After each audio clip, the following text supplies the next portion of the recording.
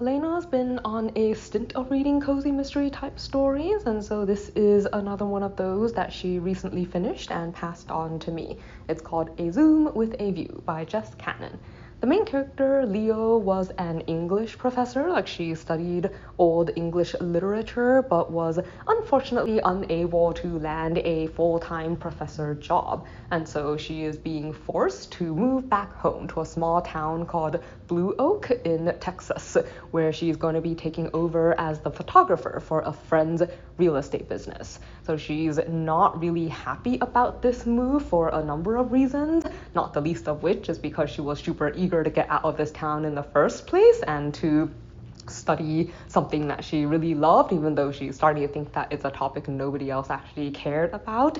And returning home in this way feels a bit like admitting that she wasn't able to succeed on her own. On top of that, the fact that she's going home to take a job offered to her by a friend makes her feel like it's a pity job that she didn't really earn, which kind of just further dampens her self-esteem. Finally, she's not looking forward to reconnecting with her mother, who still lives in this town. Like, ever since her father passed away when she was little, like, she and her mom have had a really rocky relationship. Like, her mom has a lot of behaviors and stuff that just kind of rub Leo the wrong way, and she's like hopeful but also not particularly hopeful that any of this will actually have changed, like, in the time that she's been away.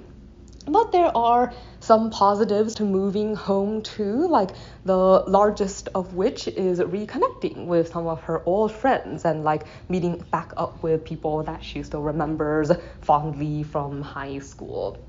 So Leo's kind of settling into life in this new town when she discovers the dead body of one of their real estate competitors in one of the houses that they were going to show. And this is really bad news, not only because it's not good to have dead bodies in like on properties that you're going to sell, but because she has been running an online subreddit group where they make fun of him, or made fun of him specifically, since he's also a online health influencer and like personal trainer who's like super derogatory to his students and just generally not a very pleasant person.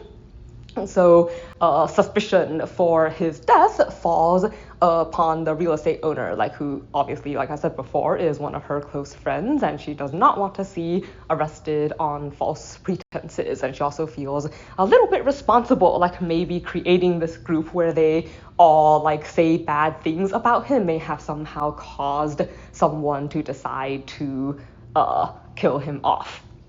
So let's see, this story actually rotates across a number of different characters over the course of the investigation. So you have like sections on Leo, sections on one of the police officers who was one of her classmates in the past, like sections on her mom and like on her friends.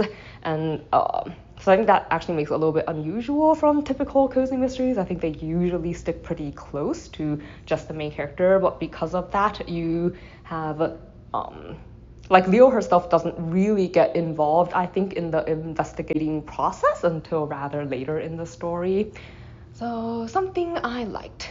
I think the setting has a lot of promise. Like, I would consider reading more things set here, although I think there hasn't been enough story yet for me to know for sure if it's a place that I'd enjoy revisiting. But like, I kind of like that their downtown like has a rule where all the stores on Main Street have to use pun-based names and stuff like that. And like one of the opening events in their town was like this parade float thing where you have all these different stores making floats to like both entertain and also advertise their business, like things like that, which I quite enjoyed reading about.